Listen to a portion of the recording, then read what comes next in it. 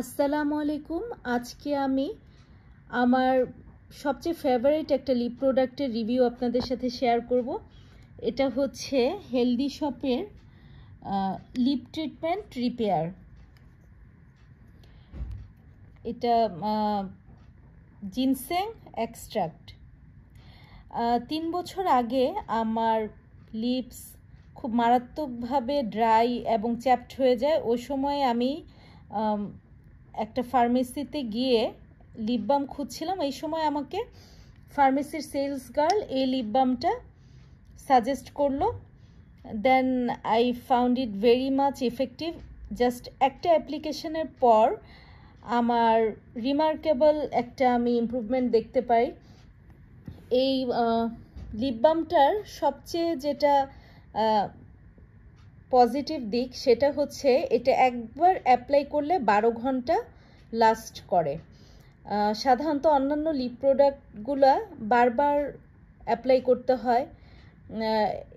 এটা ইউজ করলে রিঅ্যাপ্লিকেশনের ঝামেলা থাকে না এবং এটার প্যাকেজিংয়ে লিখাই আছে দিনে 2 বার ইউজ করা লাগে, প্রিফারেবলি দিনে একবার, সকালে একবার, রাতে একবার। এটা 3টা ফ্লেভারের আছে। এর মধ্যে জিনসেং এক্সট্রাক্টটা আমার সবচেয়ে ভালো লাগে কারণ এটার টিন্ট সবচেয়ে মাইল্ড এবং খুব লাইট পিঙ্ক ন্যাচারাল একটা লুক দেয়। আর এই লিপ বামটা ইউজ করার পর যেটা হয় যে লিপসের নারিশমেন্টের পাশাপাশি যদি কালচে ভাব থেকে থাকে সেটা দূর হয়ে যায়, আর লিপসে যদি রিঙ্কেলস থাকে সেটাও রিমুভ হয়ে যায়। এটার দাম বর্তমানে অলমোস্ট 650 টাকা। আমি প্রথম যখন কিনেছিলাম এটা তখন 500 টাকার নিচে ছিল। এটার প্রোডাক্ট খুবই ভালো, খুব ভালো, কিন্তু যেটা এটা শর্টকামিং সেটা হচ্ছে এটার প্যাকেজিংটা ইউজার ফ্রেন্ডলি না।